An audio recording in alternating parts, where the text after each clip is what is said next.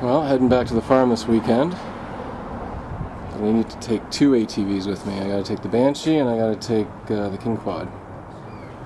So I've never actually done it before, but this Diamondback HD carrier comes with an extension that you can use so that it will actually allow hauling two full-sized ATVs on a short bed truck. Again, I've never actually done it before, so thought I'd whip out the camera and take a video of it in action, see how well it works. So first of all, what we need to do is there's two steel bars over there that fit into these slots here. The newer versions are apparently rectangular or square shaped, so I've got an older version that's round. Not sure why they changed.